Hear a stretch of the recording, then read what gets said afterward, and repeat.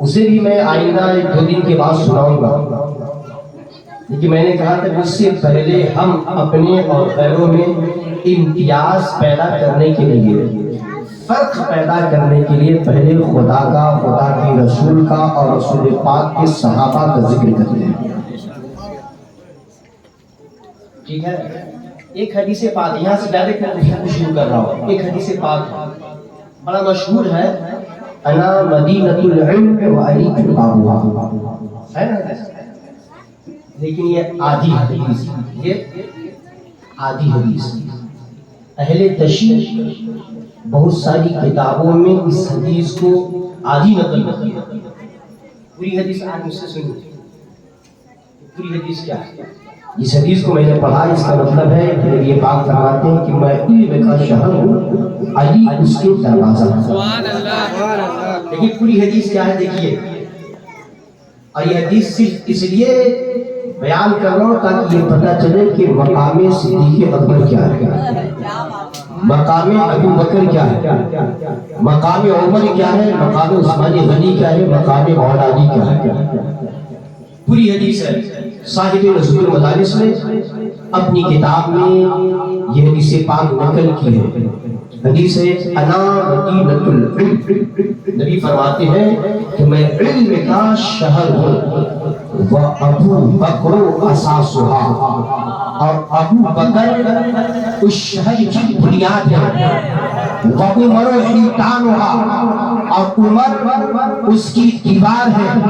وعثمان سقفها، اور عثمان اس محل کی چھت ہے، اس شہر کی چھت ہے. وعلی بابها، اور علی اس کے دروازے.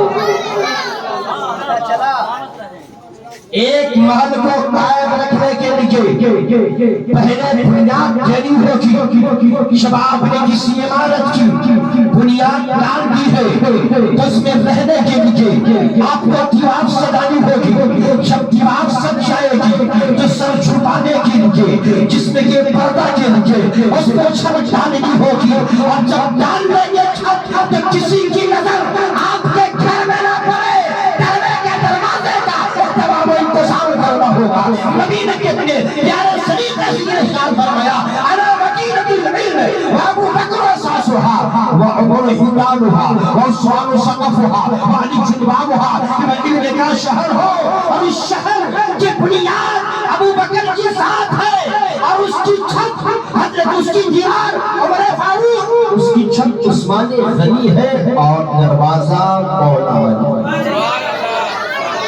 یہاں سے پتہ چلا، یہاں سے پتہ چلا پہلا نام کس کا لیا آپ کریم نے؟ حضرت سیدنا ابو بکر صدیق کا. دوسرا نام حضرت عمر فاروق کا. تیسرا نام حضرت عثمان غنی کا. چوتھا نام حضرت مولا علی کا. ان چاروں کا مقام تمام صحابہ کرام میں بلند و بالا ہے. کوئی کسی صفت میں آگے ہے، کوئی کسی صفت میں آگے ہے، مگر من جملہ اگر کسی کو نبی نے آگے رکھا ہے تو کوئی اور ذات نہیں ہے، حضرت سیدنا ابو بکر صدیق کے ذات. ابو بکر صدیق کی وہ ذات ہے جو آقا کریم پر ایمان لائے تو بلا تردد کوئی بحث نہیں، کوئی مباحثہ نہیں، کوئی تکرار نہیں. ورنہ چلو جلان آ رہے تھے، پہلے نبی سے دشمنی کر رہے تھے، کوئی سر پہ کچرا ڈال رہا تھا، کوئی کانٹے بچھا رہے تھے، کوئی کچھ کر رہا تھا، کوئی نبی کے پیشانی پہ پتھر مار رہا تھا، کوئی نبی کے جسم پہ سوکھی لکڑیاں مار رہا تھا، کوئی ہڈی سے آقا کریم کے جسم کو لہو لہان کر رہا تھا. مگر میرا آقا ارشاد فرماتے ہیں کہ تمام صحابہ کرام نے جو میرے پاس قریب آئے، میری قربت حاصل کیے، ان میں سب سے اعلیٰ ذات اگر کسی کی ہے تو ابو بکر صدیق کی ہے. کہ جب صدیق میرے پاس آیا تو کچھ تردد نہیں کیا، کچھ مجھ سے بحث نہیں کیا، بس میں نے کہا کہ میں نبی ہوں، میں نبی ہوں. ابو بکر نے کہا اپنا کلمہ پڑھائیے، مسلمان بنا دیجیے. کچھ لوگ دیکھ کر کے ایمان لائے ہیں، مگر ابو بکر تو صرف مجھ کو سونا تاریخ بتاتی ہے. اب ایمان لانے کا واقعہ کیا تھا میری سوال کے میں نے پہلے ہی دن کہا تھا کہ مردوں میں سب سے پہلے ایمان لانے والی ذات حضرت سیدنا ابو بکر صدیق کی. عورتوں میں سب سے پہلے حضرت سیدۃ خدیجہ الکبریٰ اور بچوں میں سب سے پہلے ایمان حضرت مولا علی نے لایا. سبحان اللہ سبحان اللہ. حضرت ابو بکر صدیق بچپن سے میرے آقا کریم کے دوست تھے. جب آقا کریم نے اعلان نبوت نہیں فرمایا تھا, اپنے نبی ہونے کا دعویٰ نہیں کیا تھا, تو ایک محلے میں رہتے تھے. بچپن سے دوستی تھی, بچپن سے یارانہ, ایک دوسرے کے مزاج کو سمجھتے, ایک دوسرے کے مزاج کو سمجھتے. مگر حضرت ابو بکر صدیق مالی حیثیت سے بڑا بلند مقام رکھتے تھے. وہ اپنے زمانے کے بہت بڑے تاجر تھے, تجارت کیا کرتے تھے. مالی تجارت کبھی مصر بھیجا کرتے تھے, کبھی بصرہ بھیجا کرتے تھے, کبھی یمن آپ کا مال جاتا تھا, کبھی ملک شام آپ کا مال جاتا تھا. تاریخ بتاتی ہے کہ آپ مال تجارت لے کے ملک شام گئے. میرے آقا نے ابھی تک اعلان نبوت نہیں کیا. جب ملک شام گئے اور شام کے وقت وہاں پہنچے, آپ نے آرام فرمایا تو آپ نے خواب دیکھا. ابو بکر صدیق نے خواب دیکھا. کیا خواب دیکھا؟ خواب یہ دیکھا کہ ایک چاند ایسا چمکا جس سے پوری دنیا جگمگا اٹھتی ہے, اور دھیرے دھیرے وہ چاند میری گود میں آ گیا. یعنی حضرت ابو بکر صدیق کی گود. آپ کی نیند کھلی, بے چین بے قرار ہوئے. اس کی تعبیر جاننے کی خواہش ہوئی تو کسی نے بتایا فلاں جگہ پر ایک راہب رہتا ہے, وہ خوابوں کی تعبیر بہت اچھے ڈھنگ سے بتاتا ہے, آپ وہاں جائیں. آپ جب وہاں گئے تو آدمی 390 سال کی عمر کا تھا. کتنے؟ 390 سال کا وہ آدمی تھا. آپ جب قریب گئے تو کہا میں نے ایک خواب دیکھا ہے, میں نے خواب دیکھا ہے, میں بیان کر رہا ہوں, آپ اس کی تعبیر بتائیں, آپ اس کی تعبیر بتائیں. کہا کیا خواب دیکھو؟ کہا میں نے ایک ایسا چاند دیکھا جس کی چمک سے پوری دنیا جگمگا اٹھی, پھر دھیرے دھیرے وہ چاند میری گود میں آ گیا.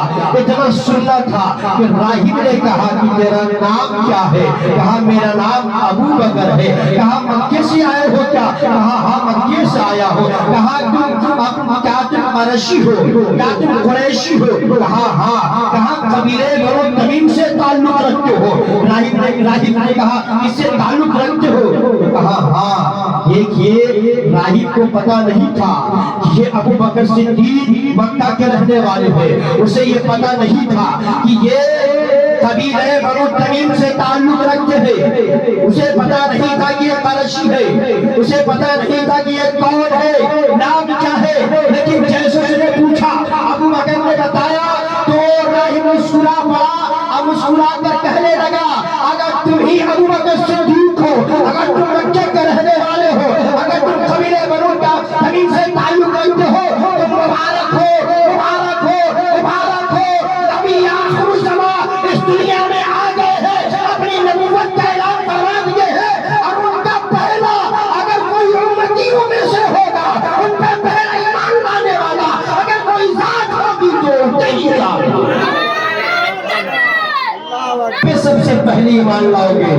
اور سنو ایک چیز باقی ہے, ابھی یہ پکی بات نہیں ہے. اگر وہ چیز میں دیکھ لوں تب میں کہوں گا کہ واقعی میں تم ان پر سب سے پہلے ایمان لاؤ گے. کہا کیا دیکھنا چاہتے ہو؟ کہا اپنے کرتا کو اٹھاؤ, ناف کے نیچے میں دیکھنا چاہتا ہوں کہ دل ہے یا نہیں ہے. اگر جس کا نام ابو بکر صدیق ہوگا, مکے کے رہنے والا ہوگا, قبیلے بنو تمیم سے تعلق رکھتا ہوگا, اس کے نام کے نیچے دل ہوگا, تو سمجھ جانا کہ وہی پہلا مسلمان ہوگا, وہی پہلا پہلے پہلے ایمان لائے گا۔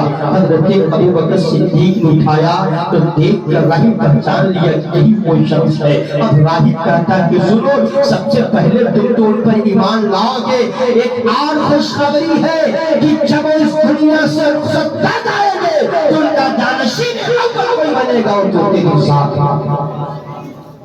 آپ بڑا خوش ہوئے، مالک تجارت لے کے گئے تھے، اونے پونے کر کے چلے آئے، لیکن راہب نے یہ نہیں بتایا تھا وہ نبی کون ہوگا، نبی کا نام کیا ہے، نبی کی صورت کیا ہے، اس نبی کی سیرت کیا ہے، اس نبی کا کردار کیا ہے۔ تاریخ بتاتی ہے حضرت ابوبکر صدیق ملک شام سے یمن شہر سے چلتے ہیں، مکہ مکرمہ کے لیے آتے ہیں، اور جب مکہ شہر میں داخل ہوتے ہیں تو ابو جہل سے ملاقات ہو جاتی۔ کس سے؟ کون ہے ابو جہل؟ یہ آقا کریم کا سب سے بڑا سڑا ہوا دشمن ہے۔ ملاقات ہو گئی ابو جہل سے۔ ابو جہل نے کہا کہ ابو بکر تجھے کچھ پتا ہے؟ کہا کیا پتا ہے؟ ہاں ایک عجیب معاملہ ہو گیا، تو تجارت کے لیے سے یمن گیا تھا، ملک شام گیا تھا، ادھر تیرا یار تیرا دوست محمد نے اپنے نبی ہونے کا دعویٰ کر دیا۔ اب کفار نے حضرت ابوبکر صدیق کو گھورا کہ مالدار آدمی ہے، بڑا مالی حیثیت رکھتا ہے، اور دوست بھی بچپنے کا محمد عربی کا ہے، اگر یہ اس کے طرف چلا گیا تو دھیرے دھیرے اور اس کے طرف چلے جائیں گے۔ اس خیال سے لوگ بہکانے کی کوشش کی۔ حضرت ابوبکر صدیق نے کہا ٹھیک ہے میں آتا ہوں، چلے، اور آقا کریم صلی اللہ تعالی علیہ وسلم کے پاس پہنچے اور کہا کہ ہم نے سنا ہے کہ آپ نے نبوت کا اعلان فرما دیا ہے۔ آقا کریم نے فرمایا ہاں اے ابوبکر صدیق، جو تم نے سنا ہے وہ ٹھیک سنا ہے، کہ میں نے نبوت کا دعویٰ کر دیا ہے، میں نے کہہ دیا کہ میں نبی ہوں، یہ اللہ کا پیغام تھا جو لوگوں تک کہ میں نے پہنچا دیا ہے۔ اگر تم چاہتے ہو تو لے آؤ مجھ پر ایمان، پہلا مسلمان بن جاؤ۔ حضرت ابوبکر نے کوئی تردد نہ کیا، آپ نبی کیسے ہو سکتے ہیں، آپ تو میرے ساتھ کھیلتے تھے، آپ نبی کیسے ہو سکتے ہیں، آپ تو میرے ساتھ گلیوں میں چلتے تھے۔ آپ نے کوئی تردد نہیں کیا، کوئی تکرار نہیں کی، کہا ٹھیک ہے اپنا کلمہ پڑھائیے اور اسلام کا پہلا شہزادہ مجھے بنائیے۔ تاریخ بتاتی ہے میرے آقا نے کہا قل لا الہ الا اللہ محمد رسول اللہ۔ اسلام کا یہ زمانہ مسلمان کون؟ ابوبکر صدیق۔ دوستی تو پہلے سے تھی، یارانہ تو پہلے سے، مسلمان ہوئے بعد میں، لیکن کوئی تکرار نہیں، کوئی گفتگو نہیں۔ لیکن جب ایمان لے آئے تب آپ نے کہا میں آپ سے بحث کے طور پہ نہیں، بس یوں ہی میں آپ سے یہ پوچھنا چاہتا ہوں، ہم نے سنا ہے جو اللہ کا نبی ہوگا غیب کی باتیں جانتا ہے، جو اللہ کے نبی ہوگا پوشیدہ چیزوں کو بتاتا ہے، آپ مجھے کوئی دلیل دے دے تو آؤ میں پڑھتا ہے تو اپنے دوستوں کو سمجھاؤں گا، اسلام کے قریب کروں گا۔ میرے آقا نے فرمایا اے ابوبکر صدیق تو دلیل مانگتا ہے، ارے کیا یہ دلیل نہیں ہے کہ جب تم ملک شام گیا تھا اور سویا تھا تو تم نے خواب میں دیکھا تھا کہ ایک چاند چمک رہا ہے، اس کی چمک سے پوری دنیا جگمگا رہی ہے، اور دھیرے دھیرے چاند قریب پہنچنے لگا ہے۔ بتاؤ صدیق سن، صرف یہی نہیں ہے، جب تم آج سے چلنے لگا تو سنائیے میں نے تم سے کہا تھا کہ میری عمر 390 سال کی ہے، اب میرے میں اپنی طاقت نہیں، ملک شام سے چل کر مکہ جاؤں، نبی آخر زمان سے ملاقات کر لوں، ان کے چہرے کی سالت کر لوں۔ میں نے اپنی کتاب میں ان کی علامت پڑھی تھی، نشانی پڑھی تھی، اس لیے میں نے یہ خواب سن کر کے، تمہاری شکل دیکھ کر کے، تمہارے ناز کو دیکھ کر کے کہہ دیا کہ تو پہلا مسلمان بنے گا۔ اے ابوبکر صدیق سن، انہوں نے ایک خط بھی لکھا تھا، اور خط میں کیا تھا؟ نعت شریف تھی، میرے نام اس نے نعت لکھی ہے اور تمہارے حوالے بھی کیا ہے، بتاؤ نعت شریف کہاں ہے، میرے حوالے کر دو۔ حضرت ابوبکر صدیق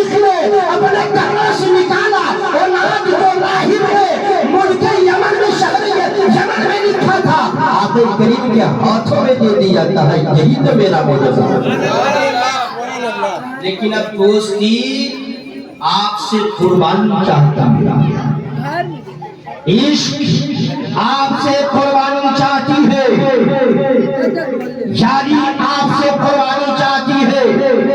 آج یہ دنیا دار یاروں کی بات نہیں کر رہا ہوں، آج کے فضول عاشقوں کی بات نہیں کر رہا ہوں، ایک سچے اچھے اور کامل عاشق اور دوست کی بات کر رہا ہوں۔ پہلا مسلمان سیدنا ابو بکر صدیق ہوئے ہیں۔ تاریخ بتاتی ہے دھیرے دھیرے دو چار لوگ اور مسلمان ہوئے تھے کہ ابو بکر صدیق نے کہا اے آقا کریم ہم کھل کر کے اسلام کا اعلان کرتے ہیں، لوگوں کو اسلام کے قریب کرتے ہیں۔ آقا نے مصلحتاً منع کر دیا تھا، نہیں ابو بکر صدیق نہیں، یہ مکے کے لوگ ظالم ہیں، اگر تم اسلام کی تبلیغ جو ہے عام طور پہ کر دو گے شروع تو مکے کے لوگ ہمیں بھی ماریں گے، ہمیں بھی تبلیغ پہنچائیں گے۔ اے ابو بکر صدیق نے پوشیدہ میں اسلام کو لوگوں تک کے بتاؤ کہ اسلام کیا ہے، مگر ابو بکر صدیق نے اصرار کیا کہ آپ اجازت تو دے میں اسے عام کروں گا۔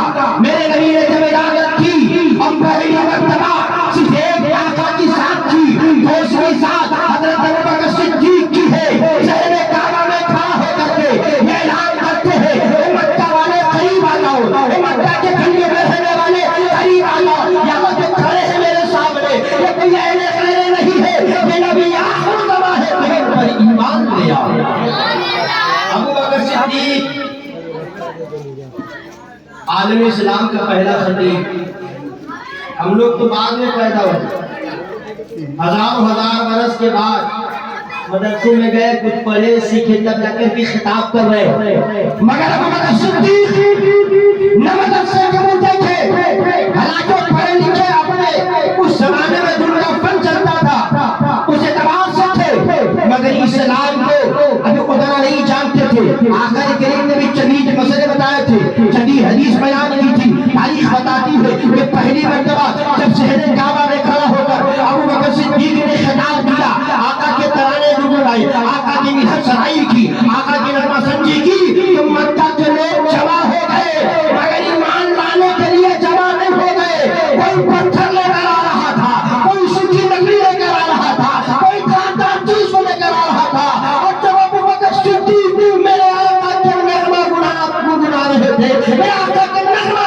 روک رہے تھے، مکہ کے ظالموں نے حضرت ابو بکر صدیق کو مارنا شروع کیا۔ تاریخ بتاتی ہے، حدیث مبارکہ میں ہے کہ حضرت ابو بکر صدیق جو پہلا خطاب کر رہے تھے، پہلی تقریر کر رہے تھے، اسلام کے قریب لوگوں کو کرنا چاہ رہے تھے کہ مکے کے ظالموں نے اتنا مارا کہ پورے جسم سے خون نکلنے لگا۔ حضرت ابو بکر صدیق خشخا کر وہیں پر گر جاتے ہیں، بے ہوش ہو جاتے ہیں۔ میرے ملت کے نوجوانوں جو ان کے قبیلے سے تعلق رکھتے تھے، اگرچہ قبیلے والے مسلمان نہیں تھے، یہ تو پہلے مسلمان تھے، مگر قبیلہ کی محبت ہوا کرتی ہے۔ جیسے یہ آپ کا محلہ ہے، خیر کا محلے والا، اگر آپ کے محلے کے مہمانے جانے آدمی کو مار دے تو آپ لاٹھی لے کر تیار ہو جائیں گے کہ تم نے میرے فلاں عہدیدار کو مارا ہے، ہم تمہیں نہیں چھوڑیں گے۔ تاریخ بتاتی ہے کہ آج کے قبیلے سے جو تعلق رکھتے تھے کہنے لگے یہ تو ابو بکر صدیق ہے، ہم ان کے مال پہ پلا کرتے تھے، آج لوگوں نے انہی کو مار دیا ہے، چلو اٹھا لاؤ۔ حضرت ابو بکر صدیق کو بنی تمیم قبیلہ کے لوگ اٹھائے، اور اٹھانے کے بعد حضرت ابو بکر صدیق کے گھر میں لگے ان کی ماں نے جب اپنے بیٹے کی طبیعت کے حالات کو دیکھا، اس بدلے کے حالات کو دیکھا تو ماں کی آنکھ سے آنسو کے قطرے ٹپک پڑے، بیٹے کو ہوش میں لانے کی کوشش کی، مگر ابو بکر صدیق کو ہوش نہیں آیا۔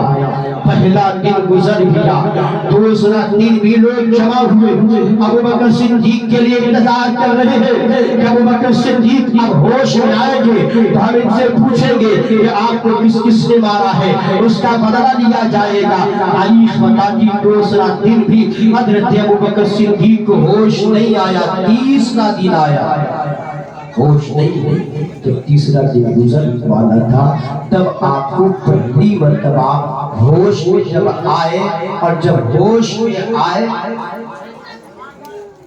تو پہلا جملہ کیا ہوگا؟ ماں نے پوچھا, لوگوں نے پوچھا, اے ابو بکر صدیق یہ تو بتاؤ کہ کیا حال ہے؟ آپ بیمار رہے دو 4 دن, کوما میں رہے, کوما سے باہر آئے, آپ کیا کہہ رہے ہیں؟ میں ٹھیک ہوں, کچھ طبیعت ٹھیک ہے؟ باہر ابو بکر صدیق کی ذات.